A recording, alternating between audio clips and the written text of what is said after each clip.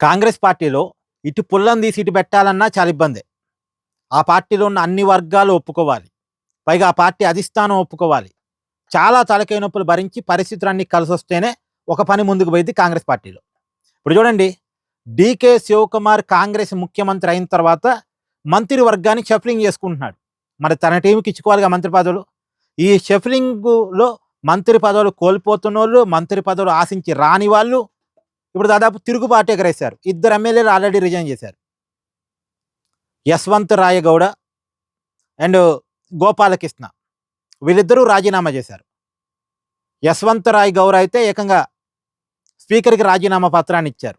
ఇప్పుడు గోపాలకృష్ణ స్టేట్మెంట్ ఏందంటే, నాకు నా నాకు అన్యాయం జరిగింది. నాతో పాటు 10 మంది ఎమ్మెల్యేలు రాజీనామా చేస్తారు అంటాడు. అతనితో పాటు 10 మంది ఎమ్మెల్యేలు రాజీనామా చేస్తారట. 10 మంది ఎమ్మెల్యేలు రాజీనామా చేయటం అంటే చిన్న విషయం కాదు, చాలా పెద్ద విషయమే. అయితే 10 మంది ఎమ్మెల్యేలు రాజీనామా చేసినా కాంగ్రెస్ ప్రభుత్వం పడిపోదు.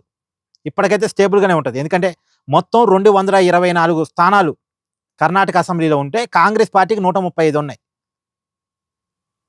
ఇప్పుడు ఈ 10 మంది రిజైన్ చేశారనుకోండి, అప్పుడు 125 అవుద్ది. ఆడ కాంగ్రెస్ పార్టీకి కావాల్సిన మ్యాజిక్‌గా 112 ఉంటే చాలు, 113 ఉంటే చాలు. సో ఒక 10 మంది రాజీనామా చేసినా డీకే శివకుమార్ పదవికి ఇబ్బంది లేదు. కానీ ఈ 10 మందితో పాటు ఇంకొక 10 మంది కూడా పోతే అప్పుడు ఇబ్బందే. కాబట్టి మంత్రివర్గ షఫ్లింగ్ అనేది కాంగ్రెస్ పార్టీలో ఇప్పుడు చిచ్చు పెట్టింది. నిజానికి అక్కడ చూడండి, డీకే శివకుమార్ ముఖ్యమంత్రి కావటం కూడా చాలా పెద్ద టాస్క్ అయింది. మొదట్లో కాంగ్రెస్ పార్టీ గెలిచిన తర్వాత ముఖ్యమంత్రి పదవిని డీకే శివకుమార్కి ఇస్తారా, సిద్ధరామయ్యకి ఇస్తారా అని కూడా చాలా పెద్ద చర్చ నడిచింది. ఒక వారం పాటు ఈ వర్గం వాళ్ళు, ఆ వర్గం వాళ్ళు ఎవరి ప్రయత్నాలు వాళ్ళు చేసుకున్నారు. ఒక వారం రోజులు అన్ని ప్రయత్నాలు ఎవరికి వాళ్ళు చేసుకున్నాక ఇద్దరిని కూర్చోబెట్టి మాట్లాడి ఒప్పించి 2.5 సంవత్సరాలని ఫార్ములాకి అధిష్టానం వాళ్ళని ఒప్పించి అప్పుడు సిద్ధరామయ్యని సీఎం చేశారు. మళ్ళీ 2.5 సంవత్సరాలు సిద్ధరామయ్య ఏమన్నా పదవిని వదులుకొని డీకే శివకుమార్కి ఇచ్చాడా? లేదు. ఇంకొక 6 నెలలు కావాలని అడిగాడు. అంటే దానికి ఒక రీజన్ ఉందిలేండి. ఇంకొక 6 నెలలు కనుక ఎక్స్టెండ్ చేస్తే కర్ణాటకలో ఎక్కువ కాలం సీఎంగా చేసిన వ్యక్తిగా సిద్ధరామయ్య మిగిలిపోతాడు.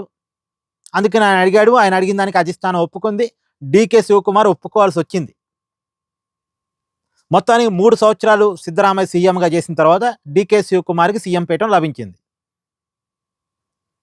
సీఎం పీఠం లభించిన తర్వాత మళ్ళీ ఈయన టీంని ఈయన మంత్రులు చేసుకోవాలిగా.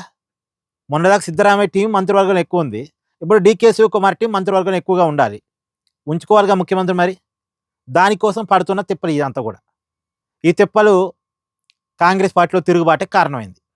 ఇవాళ మంత్రివర్గం షఫ్లింగ్, 10 మంది ఎమ్మెల్యేలు తిరుగుబాటు. 10 మంది కాదు, డైరెక్ట్గా అయితే ఇద్దరు. కానీ గోపాలకృష్ణ చెప్పడం నాతో పాటు 10 మంది ఉన్నారంటారు.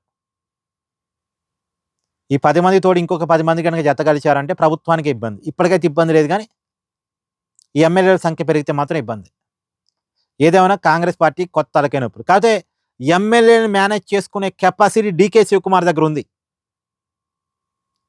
మరి ఎట్లా మేనేజ్ చేసుకుంటాడు అని చూడాలి. ఆ కెపాసిటీ అయితే ఉన్నోడే.